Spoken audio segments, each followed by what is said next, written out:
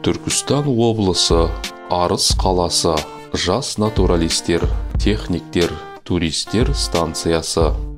Қосымша білім беру педагогы Бақыт Серғазыұлы бүгінгі қашықтықтан оқыту сабағымызға қош келдіңіздер. Бүгінгі сабағымыздың тақырыбы белгілі бір экскурсия, саяхат, жорық бағытының табиғи және географиялық жағдайлары.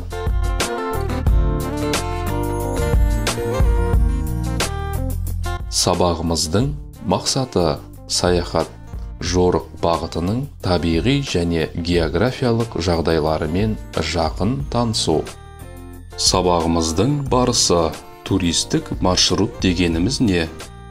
Туристік маршруттың қысқаша сипаттамасы. Туристік бағыттардың жіктелуі. Маусымдық және маусымнан тыс туристік маршруттар. Су туристік бағыттары. Әуе туризмі.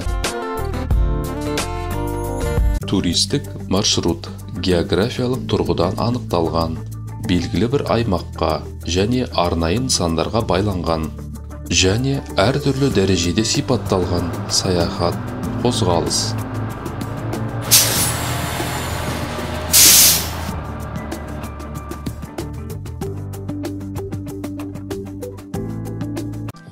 Туристік маршруттың қысқаша сипаттамасы.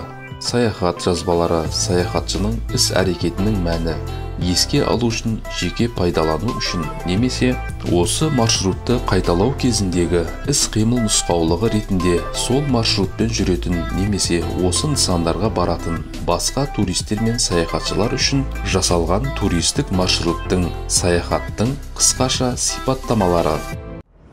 Туристік бағыттар әртүрлі сипаттамаларға сәйкес жіктеледі. Тақырыптық экскурсия, танымдық бағыт.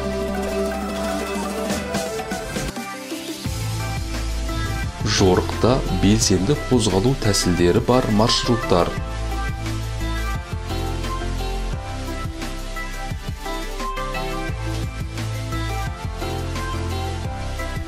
Спорттық және дене шынықтыру іс-шаралары бойынша.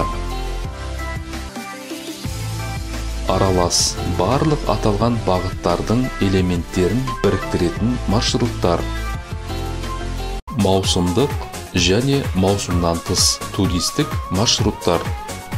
Жыл бойы, яғни маусымнан тыс. Маусымдық белгілі бір маусымда жұмыс істейтін шаңғы, су, тау және тағы басқа бағыттар. Су туристік бағыттары ең көп тарағаны кез келген түрдегі қайықтарда, яхталарда немесе өзге де шағын көлемді су кемелерінде және көлдер немесе өзендер жүйесі бойынша жүзу құралдарында. Бұл есу немесе моторлы қайықтар болуы мүмкін.